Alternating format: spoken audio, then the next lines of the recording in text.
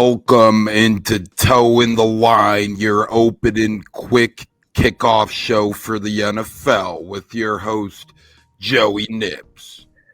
Ladies and gentlemen, welcome to week 8 of the NFL season, and I'm all bricked up. I got a team that's 6-1 with the best record in football. I'm 6-2 in Thursday night football bets. Thank you, Joe Flacco. Let's get it on. Bro, we'll put it like that.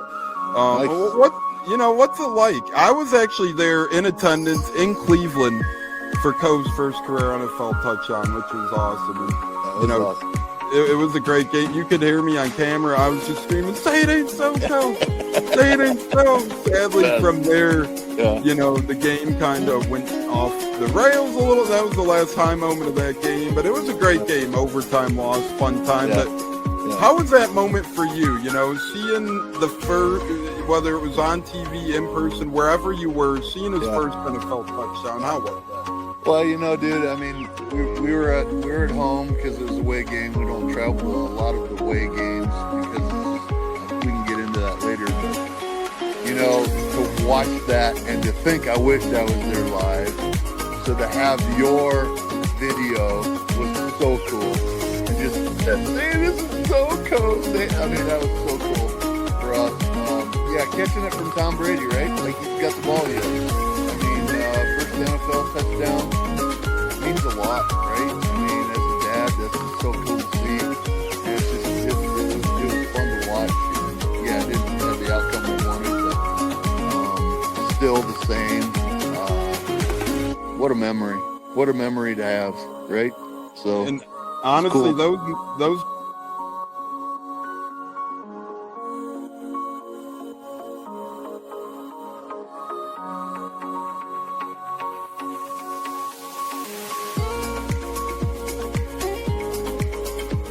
one of the best guests ever, the Buccateers in the house tonight. You guys hear him on Tampa radio all the time. He's one of the best in the business. My favorite personal in the business. That's why I'm elated tonight. Growing up in the Chicago area, you're used to sports radio. That's what gets me through the day. So this man does help get me through the day, I will say, with the Pat and Aaron show at work. Nothing like it. So it's incredible. It looks like we got Stunna bumbling in. I'm Tampa Tones.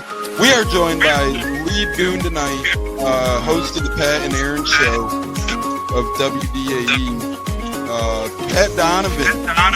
And it sounds like Stunna is bumbling a little bit. Going to put him on mute for a second until that gets a little cleared. But we're joined by Pat Donovan. It looks like Stunna's hanging out with Cheech and Chong in a car with the windows up or something over there.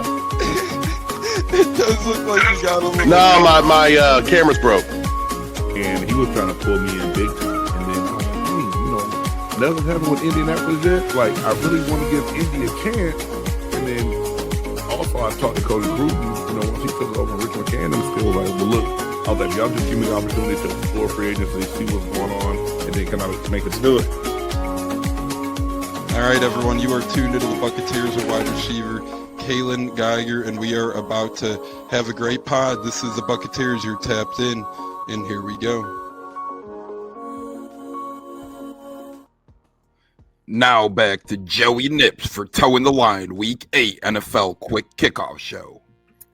And that's exactly right. We'll be previewing a lot of things today. A good Thursday night matchup we got on our hands. First time it's not going to be in division. Toeing the line, of course, as always, Sunday, and so much more. I'm ready to get after it.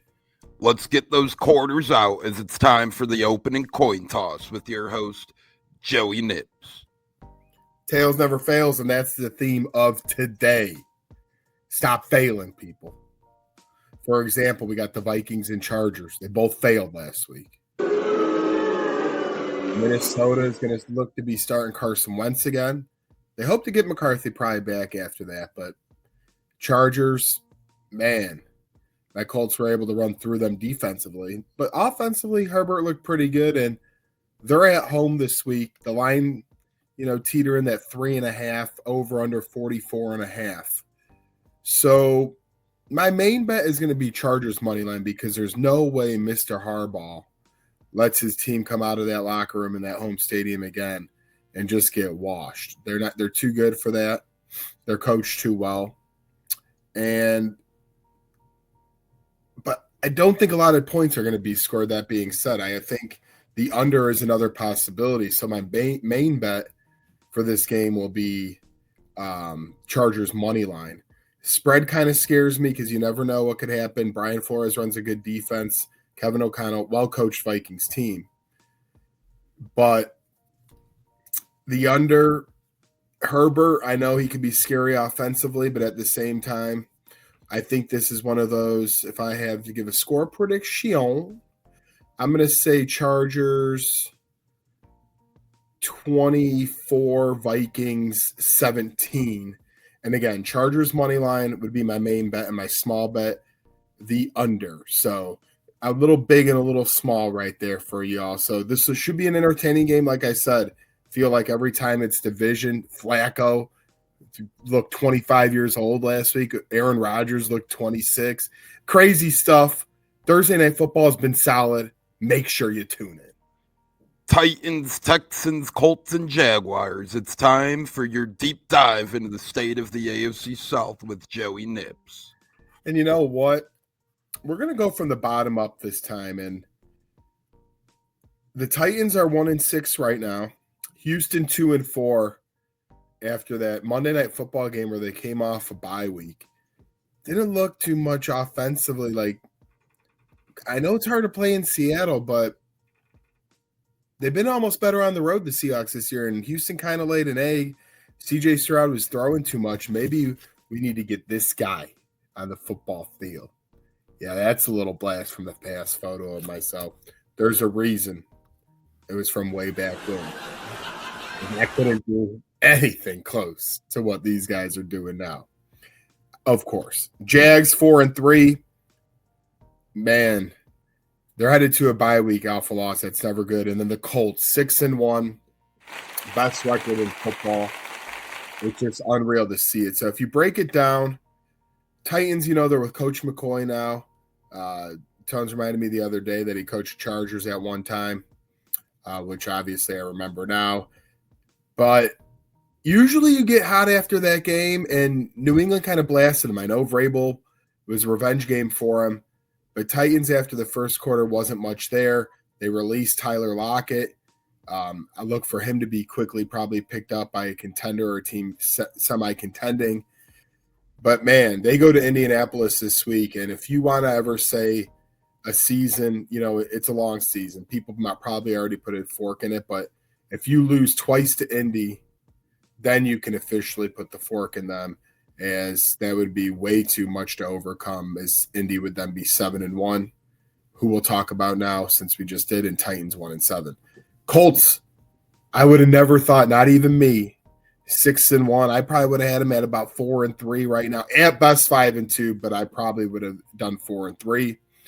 2 MVP candidates? Absolutely they do at this moment in time, that being Daniel Jones and Jonathan Taylor. I mean, Taylor is leading the league in rushing, yards, and touchdowns. And then Daniel Jones, he isn't playing, not balling out like some of the – I mean, he is balling out, but he's not turning the ball over. He only has a couple of bad interceptions, 3 total on the year. And this – not game manager, but he's managing this offense very well, spreading it out to everyone, whether it be Pierce, Pittman. Downs was out this week. Hope to get him back. Tyler Warren, another touchdown. He does the Gronk celebration, throws it in. So I love what I'm seeing. I cannot wait to be there this weekend. We'll talk about that a little more later. The Jaguars, man. Liam Cohen said they beat themselves. So on Wednesdays, they have this thing where they say, the top people that could beat you on the other team. Last Wednesday, he put up the Jaguars because they had a lot of penalties, over 10. What'd they do this week? Over 10 penalties again. They cannot get out of their own way. Now, I know they played 2 good teams in Seattle and the Rams. Their schedule does get easier in the second half of the season, so they have to hang their hat there, and they still play the Colts twice. So even though they're on a 2-game losing streak, if they recover after the bye, get some things straightened out, maybe that Jags podcast that Tones and I were listening to a little bit, maybe they could be a little happier next time during the line, because they were just hating on what was happening as they were taking timeouts, like down 35-7 late in the fourth. And then Houston, man, you're home against San Francisco next week at 2-4. If you lose that and go to 2-5, yes, you still play Indy twice. You play Jacksonville again.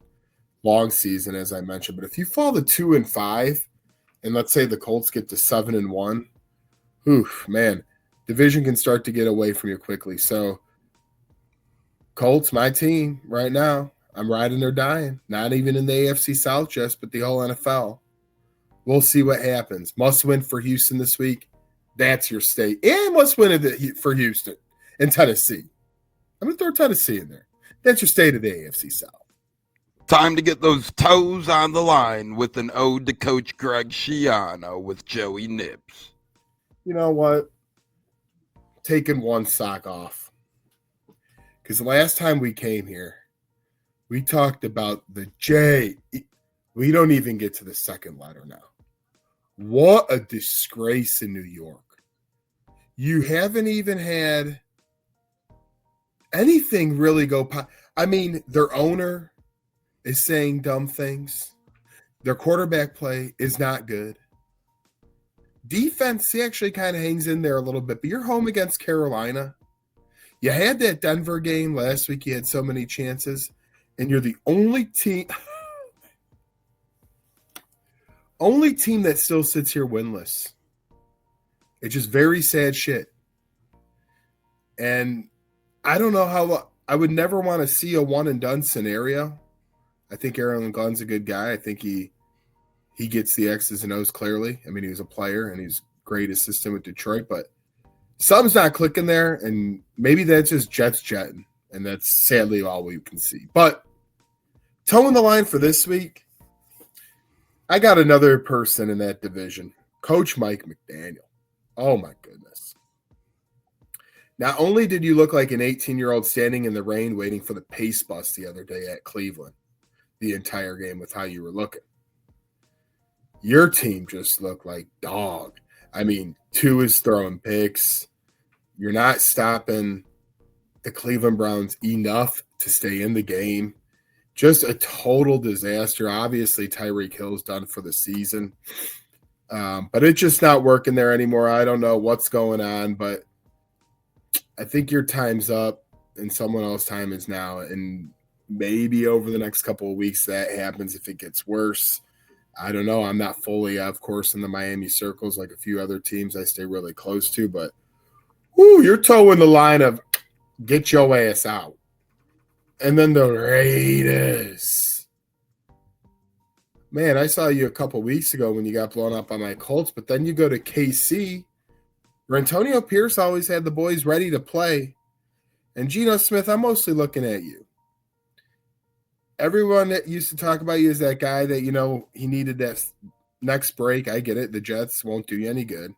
You played well in Seattle, but for the Raiders organization, you're playing bad football. You're 7 touchdowns, 10 interceptions, a 34 QBR rating, and you only had 67 yards against the Chiefs. Now, I'm not going to put a Foley on you, even though you have Genty. But then we see Kenny Pickett come in the first play. He's got his gloves on. It looks like a fumble's about. Just brutal stuff all the way around for that offense. Receivers not playing. God bless you, Genty. But Raiders, Geno Smith, and Mike McDaniel, you're towing the line of being out the door. It's time for a sweet treat with Sunday and Joey Nips. Hey, kudos to last week's Sunday winners. Chicago Bears have won 4 in a row. They get a nice sweet treat. And then my Colts, I said whoever won Colts Chargers. I mean, it's just facts. Whoever won that game was going to be the 1 seed. So both getting treats, one in the AFC and the NFC from last week. The Chicago Bears, my local buddies, very happy right now. 4 in a row. Bears started 4-2 last year. But that was Matt Eberflus's Chicago Bears. This is Ben Johnson's. Hopefully it goes different. They have a big game in Baltimore this week. Will Lamar play? And then the Colts, like I said, I'll be there, Tennessee. Get to 7-1, stay on top of that South. But this week's potential treats I'm looking to give out here. The Green Bay at Pittsburgh Sunday. Not only Aaron Rodgers gets back to Green Bay. Excuse me, it's in Pittsburgh, so I guess he really can't get back. But he's playing Green Bay. And then the winner of that game is really making a statement. Pittsburgh had an extra few days playing on Thursday night. Green Bay had the very close game. Arizona, you're not as bad as your record is. You play tough football. Give you Coach Gannon credit for there. But the winner of Green Bay Pitt definitely deserves a treat because they'll be in a lot of the top of people's power rankings, should be top 5. If some of them are already. It depends on who you look. And then Bills at Panthers. The Panthers are 3-0 at home. And the Buccaneers fans right now, it was Atlanta at first. Carolina's playing decent football. They beat the Jets. I'm not going to give them too much credit. But the Bills, you lost a couple of games. You had a bye week. You better show up. You better not lose to Carolina. You better get that Sunday treat. Otherwise, Carolina will be a 4-0 at home and getting that Sunday. So there's your couple of Sundays and a couple of teams that should be looking to hit that high horse as they head out of week 8. Time to close things out and have some good old locker room talk and get those hands dirty with your host, Joey Nips. Hands dirty, everything dirty, other sock gone. Back, gone. As Berman says, rumbling, stumbling, back. Back to the World Series starts tomorrow on Friday. It was a hell of a George Springer walk-off. Oh, my goodness. I don't even care who you're rooting for. That was pandemonium. That was electric. Of course, they're playing the Dodgers. A lot of people are going to be rooting for the Blue Jays over the Dodgers. Not everybody, but I think a lot of America will be just because of Dodgers. We all know the program. Spend a lot of money, things of that nature.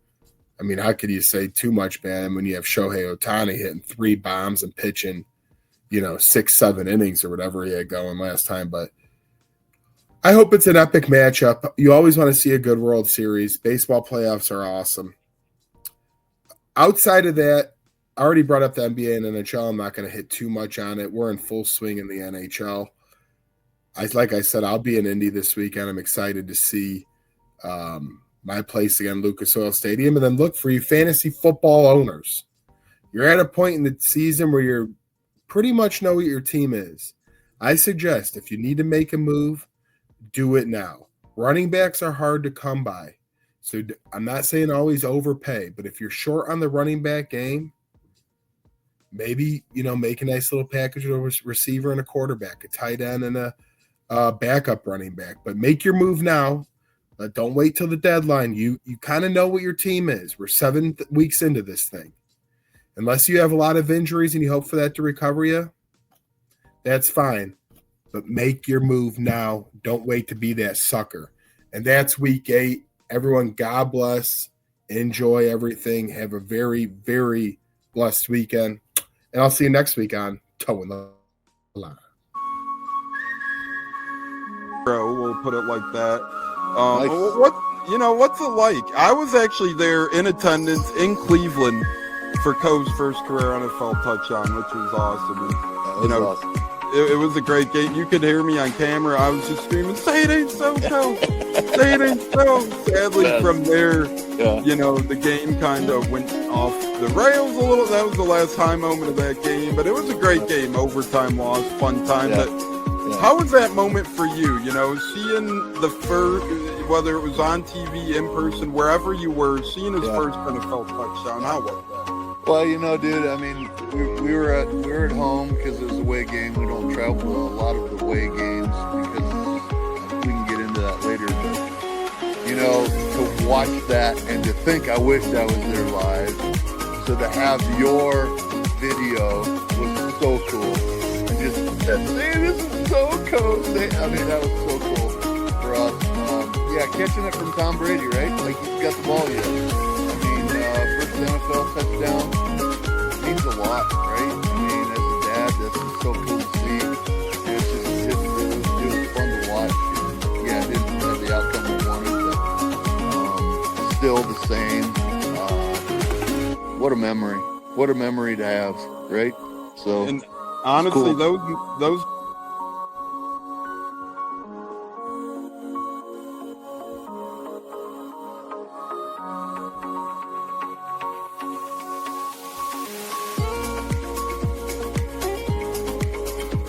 one of the best guests ever, the Buccateers in the house tonight. You guys hear him on Tampa radio all the time. He's one of the best in the business. My favorite personal in the business. That's why I'm elated tonight.